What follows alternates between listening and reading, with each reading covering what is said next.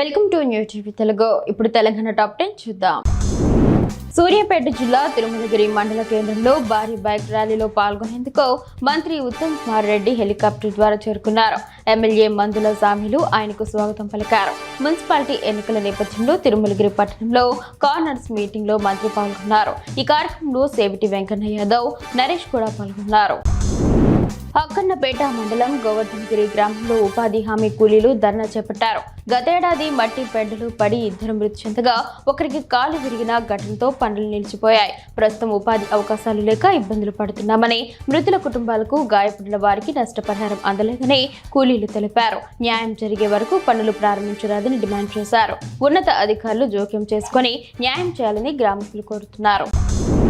హనుమకొండ జిల్లా ఎల్కతుర్తి మండలంలో దట్టమైన మంచు కురిసింది. మంచు కారణంగా జాతీయ రహదారిపై వాహనదారులు తీవ్ర ఇబ్బందులు ఎదుర్కొంటున్నారు.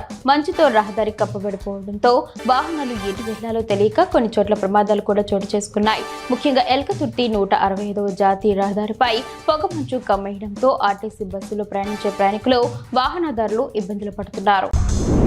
వేల్పూర్ మండల కేంద్రంలో గ్రామ పంచాయతీ కార్యాలయంలో సర్పంచ్ మొండి అశోక్ ఆధ్వర్యంలో గ్రామ సభ నిర్వహించారు. ఈ సందర్భంగా గ్రామంలోని సమస్యలపై ప్రజల నుంచి వివరాలు తెలుసుకుని వాటిని పరిష్కరిస్తామని సర్పంచ్ హామీ ఇచ్చారు. ఈ కార్యక్రమంలో ఉప సర్పంచ్ బాలయ్య, సెక్రటరీ వినోద్, వార్డు సభ్యులు, ఆరోగ్య కార్యకర్తలు, అంగన్వాడీలు, ఆశాలు, గ్రామ ప్రజలు పాల్గొన్నారు. సీఎం రేవంత్ పై అనుచిత వ్యాఖ్యలు చేసిన కేటీఆర్ పై కాంగ్రెస్ ఎమ్మెల్సీ అద్దంకి దయాకర్ తీవ్ర స్థాయిలో మండిపడ్డారు.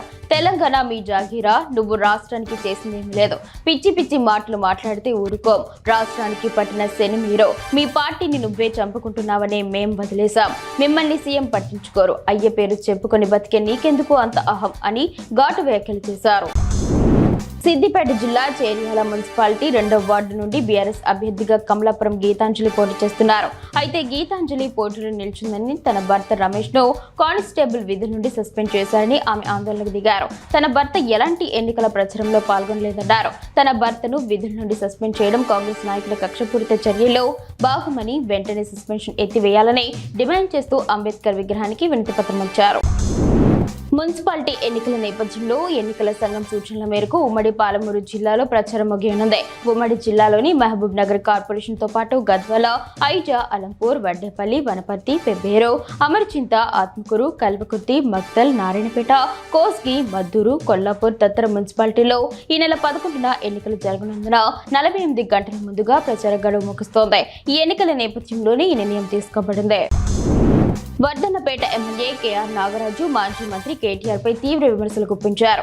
గతంలో అభిప్రాయ సేకరణ లేకుండానే తండాలను మున్సిపాలిటీలో కలిపారని, ఇప్పుడు వారే విమర్శలు చేస్తున్నారని ఆయన ఆరోపించారు. వర్ధన్నపేట మున్సిపాలిటీ పరిధిలో దళిత బంధు కింద 10 లక్షలు ఇస్తామని చెప్పి ఎంతమందికి ఇచ్చారో చెప్పాలని ప్రశ్నించారు. వర్ధన్నపేటలో దొర అహంకారంతో కేటీఆర్ ఇష్టం వచ్చినట్లు మాట్లాడారని ఎమ్మెల్యే నాగరాజు ధ్వజమెత్తారు. కల్వకుర్తి మున్సిపాలిటీ ఎన్నికల్లో విధులు ఉన్న ప్రభుత్వ ఉద్యోగులు తమ ఓటు హక్కును పోస్టల్ బ్యాలెట్ ద్వారా వినియోగించుకున్నారు. మున్సిపాలిటీ పరిధిలో మొత్తం 28 మంది ఉద్యోగులు ఓటు వేశారని మున్సిపల్ కమిషనర్ షేక్ మహమ్మద్ తెలిపారు. ఎన్నికల నిబంధనల ప్రకారం పోస్టల్ బ్యాలెట్ ఎన్నిక ప్రశాంతంగా నిర్వహించబడిందని ఆయన పేర్కొన్నారు. జిల్లాలోని రజాత్పల్లి గ్రామంలో ట్రాన్స్ఫార్మర్ మరమ్మతుల్లో అధికారుల నిర్లక్ష్యం కారణంగా రైతు వజ్ర పరశురాములు విద్యుత్ షాక్ గురై తీవ్రంగా గాయపడ్డారు. ఈ ప్రమాదంలో ఆయన 2 చేతులు కాలిపోయాయి. ప్రమాదకర స్థితిలో ఉన్న ట్రాన్స్ఫార్మర్ మరమ్మతు చేయాలని పలుమార్లు ఫిర్యాదు చేసినా అధికారులు పట్టించుకోలేదని గ్రామస్తులు ఆరోపించారు. ఈ ఘటనకు నిరసనగా గ్రామస్తులు రోడ్డుపై బైఠాయించి ఆందోళన చేపట్టారు. బాధ్యుడికి న్యాయం చేయాలని డిమాండ్ చేశారు.